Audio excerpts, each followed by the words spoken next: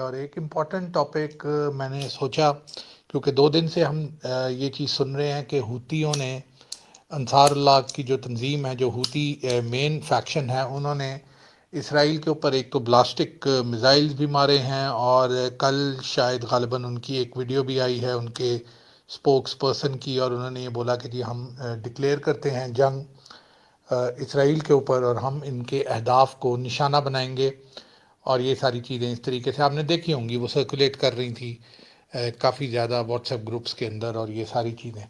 तो इसके अंदर एक चीज़ मैंने सोचा कि ये आप लोगों को बताना ज़रूरी है कि ये जो यमन और इसराइल का जो बैड ब्लड है, ये कोई इसके आज अभी से ये शुरू नहीं हुआ, ये काफ़ी पहले से चलता हुआ आ रहा है। और हूती जो हैं ये अगर आप कह लें 90s के अंदर ये इमर्ज करते हैं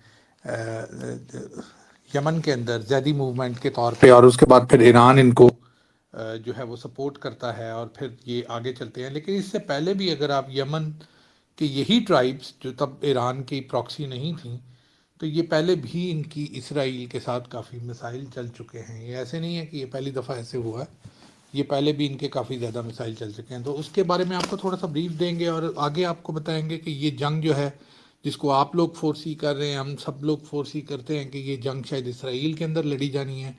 तो हूतियों के साथ जो इसराइलियों की जंग है, वो जो इनका स्ट्रेट है बाबल मंदिब को इंग्लिश के अंदर कहते हैं द गेट ऑफ टीयर्स, आंसू, मंदिब आंसू को कहते हैं। वो क्यों इसको आंसू कहा जाता है कि पीछे अगर आप रेड सी को देखें तो वो एक आंख की तरह उसकी शेप है, और उसके बाद स्ट्रेट ऑफ तिरान और आगे ये सारा करके जहाँ ये नीचे बाबल मंदिब से निकलता है, तो उसके अंदर ये है कि बैक साइड के ऊपर इसके वाटर की फ्लो ब्लॉक्ड है। तो ये जो कार्गो और जो वेसल्स आती हैं, दीज आर द सोर्सेज के जब ये पुश करती हैं पानी को बाहर की तरफ, तो वो उसके साथ नया ऐसे लगता है कि जैसे आंख में से आंसू गिरते हैं वैसे। तो इसके शुरू से हिस्टोरिकली इसका नाम बाबल मंदिब यानी गेट्स ऑफ टीयर्स इसका रखा हुआ है, क्योंकि बैक साइड से पानी की फ्लो नहीं है, वो वेसल्स ही वो पानी को बाहर लेके आती हैं और नए पानी को वो अंदर लेके जाती हैं। इनका मैप मैं आपसे पहले इधर शेयर कर देता हूँ, फिर आप लोगों को स्पीकर देता हूँ। 3-4 स्लाइड्स आपके साथ शेयर करूँगा जो इम्पोर्टेंट है आज की डिस्कशन के लिए, और उसके बाद फिर हम इसको उसी तरीके से स्लाइड्स के ऊपर से मैं आपको एक्सप्लेन करूँगा जैसे हम ज़्यादातर करते हैं। मुझे ज़रा बस एक सेकंड दीजिएगा।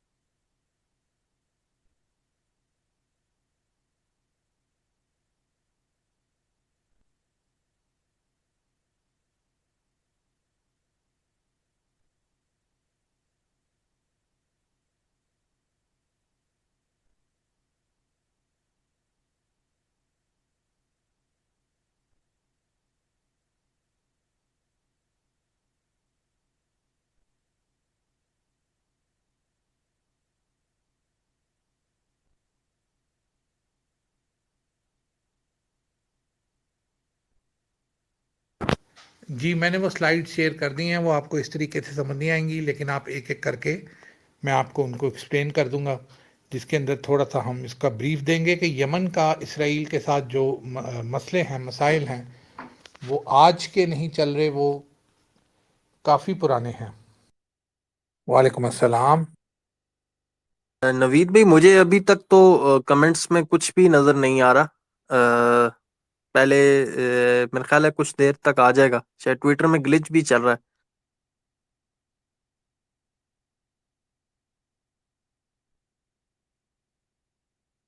जी, मेरा मेरा उधर से चले गए कमेंट्स, उसको देखते हैं, वो शायद आप रिफ्रेश होगा तो आपको आ जाएगा।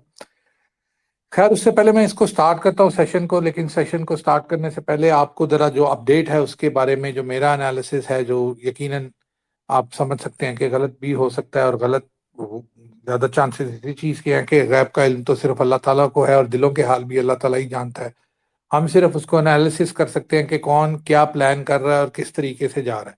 हो सकता है वो कुछ और प्लान कर रहा है और हम बिल्कुल उसके ऑपोजिट सोच रहे हों। तो इसके अंदर आपने देखा है कि मिस्र ने आज 2-3 दिन पहले को, मैं आज ही कह के आपको उसको बात करूंगा क्योंकि आज हम बात कर रहे हैं तो उन्होंने इसको ये बोला कि जी हम पूरी फौज उधर लगा दी है। सिनाई पेनिनसुला जो है वो डीमिलिटराइज जोन है, यानी जब 1967 के अंदर इसराइल ने इसके ऊपर कब्जा कर लिया था, सिनाई के ऊपर, पूरे के ऊपर, तो ये काफी बड़ा एरिया, छोटा एरिया नहीं है। तो इसके बाद उन्होंने इनको जब वापस किया कैंप डेविड अकॉर्ड के अंदर, अनवर सादात ने एक बिट्रेयल किया। उन्होंने अकेले में जाके इसराइल के साथ सुलह कर ली और इसराइल को बोला कि मेरा सिनाई पेनिनसुला मुझे वापस कर दो, बाकी तुम जिस चीज को रखना चाहते हो जो भी है तुम्हारी मर्जी है, मेरा इलाका मुझे दे दो, बाकी अरब मेरी तरफ से बाढ़ में जाएं।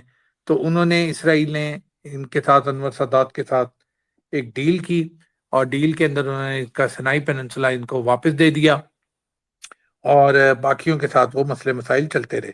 इसके ऊपर इजिप्ट को जो अरब लीग थी उससे निकाल दिया गया, बैन कर दिया गया, काफी गालम गलोच इनको हुई, काफी जलालत उठानी पड़ी।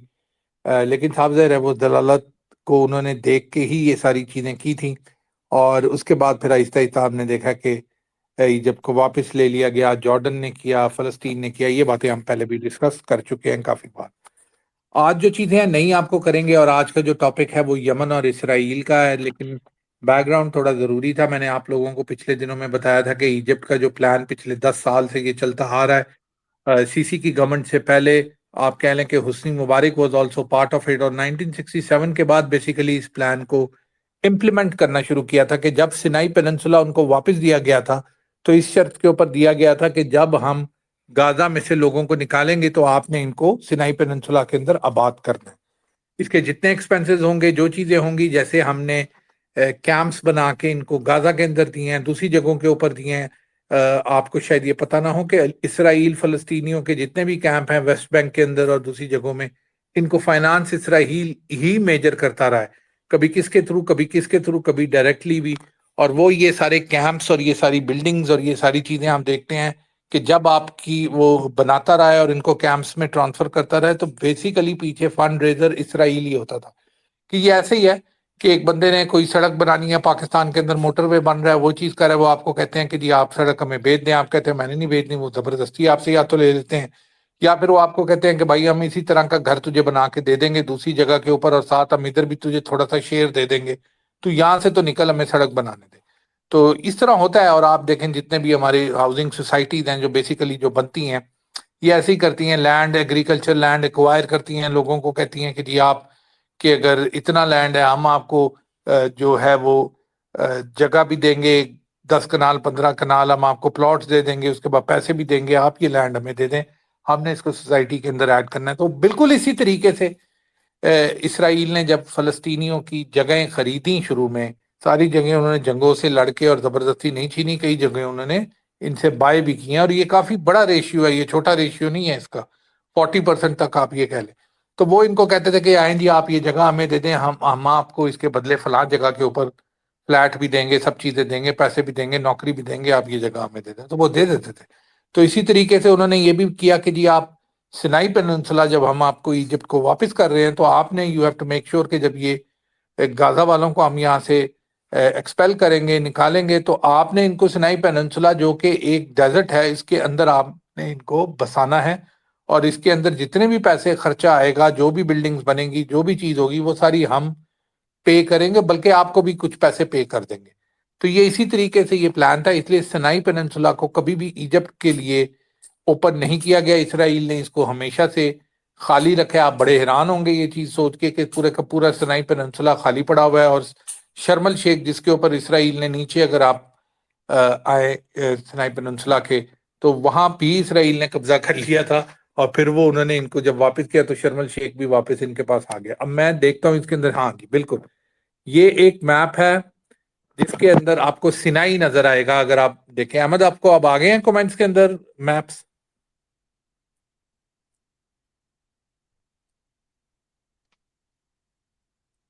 जी नवीद भाई आ गया है, माइक पे आने आते आते टाइम लग जाता है, वो मैं मैप भी देख रहा था। जी जी। मुझे सारे शो हो गए।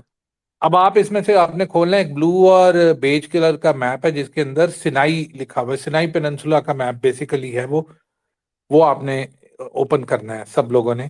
अब इसके अंदर आप देखें तो ये के अंदर आप देखें तो ये सिनाई पेनिनसुला का एरिया देखें कि ये कितना बड़ा है। ये जो आपको ऊपर राइट साइड पे लाइन नजर आ रही है इलिट पोर्ट की, ये जो अकबा का है, जहां और ये गल्फ ऑफ अकबा के ऊपर जाए तो ये सऊदी अरब का एरिया आ रहा है, और ऊपर आप वो लाइन देख रहे हैं जो लेफ्ट साइड पे जा रही है, तो ये बेसिकली ये इजिप्ट का बॉर्डर है, सिनाई पेनिनसुला का बॉर्डर है। इजिप्ट का कोई इसराइल के साथ डायरेक्ट बॉर्डर नहीं है, इजिप्ट का बॉर्डर इसराइल के साथ सिनाई पेनिनसुला के थ्रू है। सिनाई पेनिनसुला का आप रकबा देखें तो ये आपको काफी बड़ा नजर आ रहा है कि ये बहुत बड़ा एरिया है सिनाई पेनिनसुला का सारा डेजर्ट है। इसको कभी भी जो है उन्होंने इसको बाकी सारी अरब पूरा जो है मिडल ईस्ट, ये पूरे का पूरा डेजर्ट ही है। दुबई भी डेजर्ट था जिसके अंदर उन्होंने शहर बनाया, नियोम नियोम भी डेजर्ट है जिसके ऊपर वो बना रहे हैं। तो क्या ऐसी वजह थी कि सिनाई पेनिनसुला को बिल्कुल ओपन छोड़ा गया? तो वजह यही थी कि इन्होंने इजिप्ट को ये बोला, ये कह के वापस किया कि हम आपको तो ये दे रहे हैं, लेकिन आपने जो एग्जॉडस हमने करना है फलस्तीनियों का, उनको सिनाई पेनिनसुला के अंदर हम आके आबाद करेंगे, इसीलिए आप इसके अंदर कोई चीज नहीं बना सकते। तो इसलिए सिनाई पेनिनसुला के अंदर इजिप्ट की कोई इंस्टॉलेशन नहीं है। प्लस डीमिलिटराइज जोन है, यानी एक एरियाज हैं, जैसे अगर आप लाइन ऑफ एक्चुअल कंट्रोल देखें चाइना के और इंडिया की, चाइना तो हर जगह मौजूद है अपनी साइड पे, लेकिन इंडिया को उन्होंने सिर्फ अलाउ किया हुआ है चंद पॉइंट्स के ऊपर, पेट्रोलिंग पॉइंट जिनको कहते हैं। जब मैंने आपको वो एक्सप्लेन की थी सियाचिन की, तो मैंने आपको बताया था इसी तरीके से सिनाई पेनिनसुला के अंदर भी डिफरेंट पॉइंट्स हैं जहां इजिप्शियन आर्मी की थोड़ी सी तादाद जो है वो शामिल है, और इससे ज्यादा वो उधर तादाद बढ़ा नहीं सकते, और ये उनका पैक्ट है इसराइल के साथ। इसके अंदर जंग भी हो के इसराइल ने ये पूरे का पूरा एरिया छीना था। एरियल शरोन जो थे, मैंने आपको बताया भी था कि वो जो थे इनके आर्मर्ड ब्रिगेड के हेड थे, और टैंक बैटल इसके अंदर बड़ी ज्यादा हुई थी, जबकि काफी मार पड़ी थी, उसके बाद इसराइल ने कब्जा कर लिया था। नीचे आप देख रहे हैं शर्मल शेख, ये बहुत ही इंपॉर्टेंट जगह है। शर्मल शेख, तिरान और सनाफिर आपको नजर आ रहे हैं। मैं इन दोनों आइलैंड्स के ऊपर गया हूँ जब मैं सऊदी अरब के अंदर था। ये एक तरह से सऊदी मिलिट्री आइलैंड्स हैं, और मैं भी कुछ सऊदी फौजी थे उनके साथ, दोस्त थे मेरे, उनके साथ मैं इधर गया था। पूरी की पूरी ये बेसिस है। इसमें सनाफिर जो है वो सऊदियों के पास पहले से था। तिरान का जो आइलैंड है वो रिसेंटली चंद साल पहले इजिप्ट ने, मेरे ख्याल में सिसी थे उस वक्त, इजिप्ट ने ये सऊदी अरब को गिफ्ट कर दिया। और ये बेसिकली एक गेटवे है, ये दो आइलैंड और सैटेलाइट आइलैंड हैं ये आप जब ने नियोम के अंदर और ये सारी चीज को एक्सेस करने के लिए, ये आइलैंड जो है बेसिकली एक गेटवे है कि इसको आप कह सकते हैं। इसके आप साइड पे देखते हैं तो ये आगे आपको लेफ्ट साइड पे स्विस कनाल नजर आता है। तो ये सिनाई के अंदर बेसिकली इन्होंने ये बोला था कि आपने हमने उधर आपको सेटल करना है। ये आज का प्लान नहीं है, ये बहुत देर पहले का इनका प्लान है। यकीनन आप कह लें कि 1967 से तब का ये प्लान आ रहा है। हाँ, अब ये जिस तरीके से हो रहा है ये अलग तरीका है। हो सकता है उन्होंने उस वक्त ये सोचा हो कि इनको आहिस्ता आहिस्ता इनकी जगह खरीद के इनको पीछे धकेलते हुए सिनाई में ले जाएंगे और सिनाई के अंदर इनको आबाद कर देंगे। लेकिन अब क्योंकि गाजा की पॉपुलेशन बढ़ गई, गाजा में रेजिस्टेंस आ गई, गाजा के अंदर जो थे वो मूवमेंट्स आ गई काफी ज्यादा, तो उसकी वजह से उन्होंने ये जंग करके अब उनका प्लान है कि चलो अब अच्छे घी जब सीधी उंगली से नहीं निकल रहा तो टेढ़ी उंगली से निकालना है और इनको इधर सिनाई में आबाद करना है। तो ये इजिप्ट ने जब 2 दिन पहले ये चीज बात बोली कि जी मैं जंग लड़ लूंगा, मैं 1 मिलियन फौजी अपने मरवा दूंगा, लेकिन मैं सिनाई पेनिनसुला के अंदर किसी को नहीं आने दूंगा, तो वेरी स्ट्रेंज। इजिप्ट इसके ऊपर काफी ऑन बोर्ड है। आप हिस्ट्री देख लें, पिछली खबरें देख लें कि आप सिनाई के हिसाब से, सिनाई पेनिनसुला के हिसाब से इनकी हिस्ट्री देख लें, तो इजिप्ट शुरू से ही इसके ऊपर ऑन बोर्ड है। और इजिप्शियन हुस्नी मुबारक और ये सारे लोग जो आए उसके बाद, अब सीसी आए, ये सारे बेसिकली आपको पता है कि ये जो हैं वो इसराइल से पूछे बगैर कोई चीज नहीं करते। आपने देख लिया, आप सब लोगों की आंखें खुल गई होंगी कि जब ये इन्होंने अभी गाजा के अंदर जो इमदाद है, पानी है, कुछ है, ये वहां से 1 इंच जो है वो ट्रक मूव नहीं कर रहे। हालांकि गेट है और दूसरी साइड पे गाजा और एक साइड के ऊपर इजिप्शियन आउटपोस्ट है, लेकिन वो उन्होंने नहीं वो इजाजत दे रहे, तो वो नहीं कर रहे। तो इसमें कोई बिल्कुल दो राय ना रखिएगा कि इसराइल इनको कोई कोई चीज बोलेगा तो ये उसको डिनाई करेंगे। हाँ, होता क्या है कि जब ये कोई चीज या कोई बंदा इस को ये लेके आते हैं तो साफ ज़ाहिर है शुरू में वो उनके साथ होता है, वही उनको लेके आए, लेकिन आहिस्ता आहिस्ता करके जब वो पावर गेन करता है, जब वो ताकत का उसको आप कह लें कि मजा आता है, कुर्सी का उसको नशा चढ़ता है, हमारे पाकिस्तान में तो ये बहुत ज्यादा होता है, तो वो थोड़ा सा फिर अपने सर पैर निकालना शुरू कर देता है और ये समझना शुरू हो जाता है कि मैं तो इस चीज के मेरे ये मेरी ही है, इसने मुझे नहीं दिया, ये मेरी कैपेसिटी थी, मेरी कैपेबिलिटी थी जिसकी वजह से मुझे मिली। उस वक्त क्या होता है कि जो अक्लमंद होते हैं वो चुप करके बैठ जाते हैं, जो जरा पागल होते हैं वो सर मुंह उठाना शुरू कर देते हैं और उसके फिर बदले में फिर जो उनके सरदार होते हैं, जो उनके मालिक होते हैं, उन उन गुलामों के जिनको उन्होंने ये पोजीशंस दी होती हैं, वो फिर उनको रिप्लेस करते हैं। वो रिप्लेस करने में उनके साथ मसले मसाइल भी चलते हैं, उनके मसले मसाइल भी चलते हैं, कभी वो लड़ भी पड़ते हैं कि जी अब, लेकिन होता यही है कि वो उन्हीं का बंदा होता है जिसको कहते हैं कि वो उन्हीं के अगेंस्ट उठ खड़ा होता है और फिर उसको रिप्लेस कभी अगर वो प्यार से ना माने तो जरा सख्ती से करना पड़ता है और उसके खिलाफ कोई नया बंदा खड़ा करके चीज करनी पड़ती है। तो ऐसे ही हो सकता है। सीसी से काफी ज्यादा इस्तेमाल इन्होंने कर लिया है सीसी को, और सीसी ने अभी तक इनको कोई ना नहीं किया। आपने वो पिक्चर देखी होगी न्यू वर्ल्ड ऑर्डर की, आपको याद हो जब डोनाल्ड ट्रंप उधर आए थे और सबने वो ग्लोब के ऊपर हाथ रखा था, काफी मशहूर भी हुई थी। सिम्पसन में भी वो मेरे ख्याल में वो पिक्चर थी, तो वो उस वक्त भी सीसी वहां मौजूद थे। तो अब ये सीसी ने ये जो बोला है कि जी मैं आने नहीं दूंगा, ये नहीं करने दूंगा, तो मुझे ये लगता है कि जो या तो सीसी जो है वो थोड़ा सर पैर मार रहे हैं कि मेरी भी कोई इंपॉर्टेंस हो, क्योंकि जैसे आपको मैंने बताया कि स्विस कनाल जो है वो आईमैक अगर बनता है, स्विस कनाल चला जाता है इनसे, तो वो इकोनॉमिकली जब बिल्कुल ही मर जाएगा, खत्म हो जाएगा, उसकी एड भी बंद कर दी है और अभी भी उसके ऊपर जरा प्रेशर इन्होंने काफी ज्यादा रखा हुआ है। तो हो सकता है वो हल्का फुल्का अपनी वो ये फील कर रहा हो कि मुझे भी ना बदल देंगे, तो वो थोड़ी सी अपनी रेजिस्टेंस दिखाए। दूसरी साइड के ऊपर एक और चीज हो सकती है, क्योंकि जो टारगेट इनका था कि देखें अगर तो ये 2 मिलियन लोगों को इन्होंने आबाद करना है, इनके पैसे भी ज्यादा लगेंगे, इनको फ्लैट भी ज्यादा देने हैं, इनको चीजें भी ज्यादा करनी है, तो इन्होंने कहा होगा पहले तो बंदे शंदे इनके मार दें, पॉपुलेशन को कम करें, जितने कम लोगों को उधर आबाद करने की बात होगी उतने कम पैसे लगेंगे। तो अब वो क्योंकि इसराइल को रेजिस्टेंस आ रही है उस तरीके से, इसराइल अपने प्लान के ऊपर उस तरीके से अमल नहीं कर पा रहा, जाहरी तौर पे तो यही लगता है कि उनको आगे से रेजिस्टेंस काफी आ रही है, उनके भी बंदे मर रहे हैं। तो अब उन्होंने ये सोचा हो कि यार ये बाकी बंदे थोड़े से इजिप्ट को भी कह देते हैं कि यार तुम लोग भी जब ये कोई ना कोई बहाना बनाओ कि जी अंदर आ गए और तुम लोग भी कुछ इनको को पॉपुलेशन इनकी कम करो। This can also happen, but eventually अगर तो गाजन यहाँ से निकलते हैं, छोड़ते हैं अपनी जगह, तो उनको जो बसाने की, और इसमें यूनाइटेड नेशन भी अंदर आ जाएगा, पीस ट्रीटीज भी हो जाएंगी, आप देखेंगे सारे अंदर आ जाएंगे। थोड़े अरसे के लिए पीस कीपिंग फोर्स भी वो ला सकते हैं कि पीस कीपिंग फोर्स ला के खड़ा कर दें आप लोगों को, आप जैसे मेरे जैसे लोगों को तसल्ली देने के लिए कि हम बड़ा काम कर रहे हैं, हमने ये किया। एंड में आपको पता चले कि सारे के सारे साथ मिले हुए थे और वो एक स्क्रिप्ट था जिसके अंदर ये सब चीजें ऐड करनी थी। थोड़ी सी बदतमीजी इसराइल के साथ भी कर देंगे, एक दो गालियां भी उनको दे देंगे, लेकिन जो उनका काम उन्होंने कराना है वो काम करा देंगे किसी ना किसी तरीके से। अभी भी देख लें यूनाइटेड नेशन जो है वो बिल्कुल इनएक्टिव जा रही है, बातें कर रही है, कभी रो रही है, कभी पिट रही है, कभी ट्वीटें कर रहे हैं, कभी ये कर रहे हैं, लेकिन कर कुछ नहीं रहे। आराम से कर सकते हैं, यूनाइटेड नेशन की रेजोल्यूशन पास हो गई हुई है, पाकिस्तान का इसके अंदर बहुत बड़ा हाथ है इसको पास कराने का। जब पास हो गई है तो तुम लोग बुलाओ, तुम्हें मैंडेट मिल जाता है कि तुम पीस कीपिंग फोर्स वहां भेज सकते हो, तो क्यों नहीं तुम भेज रहे? अभी भी तुम वही रोना पिटना क्यों डाल रहे हो कि जी बच्चे वो हो रहे हैं, ये हो रहे हैं? भाई जब तुम्हारे पास रेजोल्यूशन आ गई है तो अब तुम्हारे पास क्या रुकावट है? किस रुकावट के ऊपर तुम रुके हुए हो?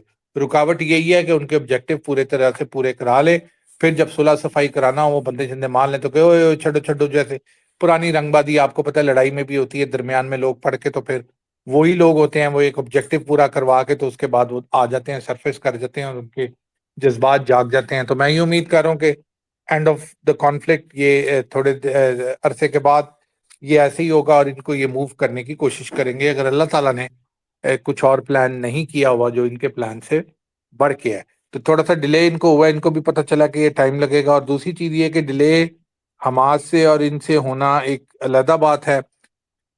डिले अगर बॉस्नियन स्टाइल के ऊपर हो गया या अजरबैजान वाले स्टाइल के ऊपर हो गया और मुस्लिम जो आर्मीज हैं वो कॉवर्ट ऑपरेशन के अंदर अगर आ गई अंदर, तो it will be a big mess for Israel. तो ये चीजें मैंने आपको बतानी थी कि ये अच्छा same plot is in Jericho Jordan also, West Bank के अंदर भी, उधर भी जगह के अंदर आप आराम से देख सकते हैं। इस चीज को स्टडी करें कि इसराइल और जॉर्डन के अंदर क्या क्या पिछले 10 साल के अंदर इनकी इन्वेस्टमेंट्स हुई हैं। तो आप देख सकते हैं इजीली कि वहां इन्होंने साइलोस, ग्रेन साइलोस बनाए, कॉमन एरियाज बनाए, वहां इन्होंने एलन बाय ब्रिज बनाया है, वहां इन्होंने कितनी चीजें की हैं इसराइल ने। तो इसराइल तो जॉर्डन के साथ अगर दुश्मनी है तो जॉर्डन के अंदर इसराइल इन्वेस्ट क्यों कर रहा है पिछले 10 साल से? और किंग हुसैन और ये सारी फैमिली, इनके आप बैकग्राउंड भी देख सकते हैं। अभी ये चीज देखें कि जब हूतियों ने अगर मिसाइल मारा है इसराइल के ऊपर तो जॉर्डन ने उसको क्यों गिरा दिए? जॉर्डन का क्या लेना देना? ऊपर से तेरे उड़ के जा रहा है, जब सऊदी अरब के ऊपर से उड़ के चला गया, तुझे क्या मुसीबत पड़ गई है कि तूने इसराइल का जो इसराइल की तरफ बाउंडेड जो मिसाइल है उसको नीचे गिरा दिया है? तो ये देखें कि ये एक सैटेलाइट एरियाज है इजिप्ट जॉर्डन के, इसराइल को बफर प्रोवाइड करने के लिए। आज मेरे ख्याल में सऊदी अरब ने भी कह दिया है कि जी हमारे अंदर भी पेट्रियट मिसाइल्स के आप लगाएं ताकि हम सऊदी अरब में ही उनको गिरा दें, आगे जॉर्डन तक जाने की जरूरत नहीं है अगर यमन मारता है। आप सोच रहे होंगे कि यमन के पास ये मिसाइल कहाँ से आ गई, यमन की कैपेबिलिटी कैसे बढ़ गई, यमन के पास अगर ये मिसाइल थे तो उन्होंने सऊदी अरब को भी क्यों नहीं मारे? और 100 चीजें आपके जेहन में आ रही होंगी कि यमन यहाँ कहाँ से उठ के आ गए, यमन का क्या मसला है इसराइल से? क्या यमन के लोग बहुत ज्यादा अच्छे मुसलमान, मतलब हाई लेवल के मुसलमान हैं कि उनके दिल जो हैं वो जाग गए हैं, और बाकी जो मुसलमान कंट्रीज हैं उनके जो है वो माथे पे एक मतलब वो भी नहीं, बल भी नहीं आया और वो उसी तरीके से बैठे हुए हैं? क्या ऐसी बात है? तो ये बात आपको बतानी है कि इसराइल और यमन की जो लड़ाई है ये पिछले 60 साल से हो रही है, और इनके रीजंस क्या है। और इसराइली कमांडोज जो हैं वो हूतियों के साथ, स्पेशली जो हूती कंट्रोल्ड यमन है उनके साथ ये 1950s के अंदर से लड़ रहे हैं। जैसे मैंने बताया कि तब इनका नाम हूती कबाइल तो थे, लेकिन ये ईरान सपोर्टेड नहीं थे, ये ऑन देयर ओन थे। और इसकी रीजन क्या है, इसकी क्या वजह है, किस वजह से ये लड़ रहे हैं? तो बेसिकली इसका जो वजह हमेशा से रही है वो